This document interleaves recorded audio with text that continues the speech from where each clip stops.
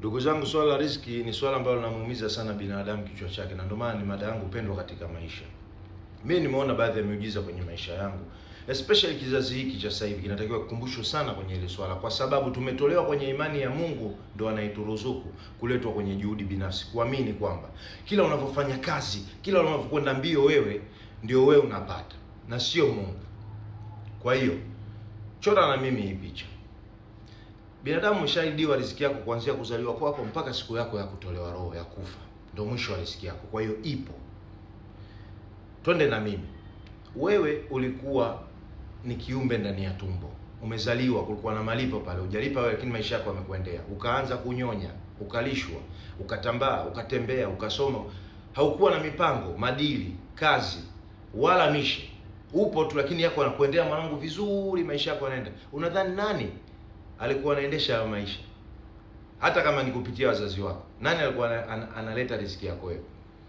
Kwa nini binadamu tukifikia kipindi ambacho tunapewa ufahamu na Mungu kidogo na ka uwezo na kamtaji, tunajiona kwamba sisi tunaweza tukacontrol maisha yetu na tukapata kwa nguvu zetu? Sijaelewa kwa nini. Sijaelewa kwa nini fikra hii inatujia binadamu na tunaacha kuamini kwamba Mungu ndo anaturuzuku.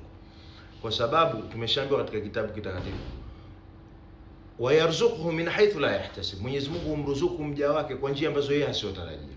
Wa man yatawakkal ala Allah fa huwa hasbuh, na anayeweka matumaini yake kwa Mwenyezi Mungu basi yeye ndo msimamizi wake. Inna Allaha balighu amri, Mwenyezi Mungu ndiyo anayeendesha kila kitu yani kwenye hii dunia. Qad ja'ala Allahu li kulli shay'in qadra, Mwenyezi Mungu alishajalia kila kitu katika kudra, mambo yalishaandikwa. Ushaelewa? Cha kuzidisha hapo labda ni dua, uombe dua maisha yako yabadilike.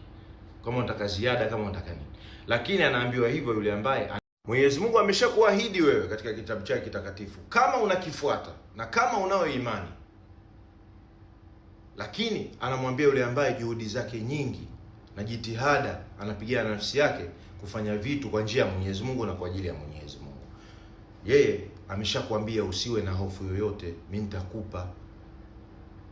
Hii ilitokea kipindi cha Bwana Mtume sallallahu alaihi wasallam. Kuna mtu alikuwa anaitwa Auf bin Malik. Mtoto wake alikamatwa na makafiri, akawa ateseka, akaenda kwa Mtume sallallahu alaihi wasallam akamwambia, nifanye nini? Akamwambia, wewe na mke wako na washaurini mumche Mwenyezi Mungu na mukithirishe maneno ya kusema la haula wala quwwata illa billah, hakuna maajabu wala nguvu isipokuwa kutoka kwa nani? Mwenyezi Mungu.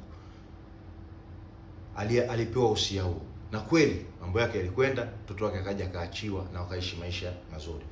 Kwa hiyo cha kufanya ni kutoka kwenye imani ya kwamba wewe nguvu zako ndo zinakupa. Angalia maisha yako. Yupo mtu anaamka asubuhi alfajiri anafanya kazi kuliko wewe, wewe umemzidi kipato. Always kwenye maisha kuna mtu umemzidi kipato na anafanya kazi kuliko wewe. Je, kama ni nguvu zetu, kama ni maisha wewe unaweza kuyabadilisha, kwa nini yule ambaye wewe anakuzidi kazi, wewe umelala, hana maisha kama wewe? Ujiulize maswali.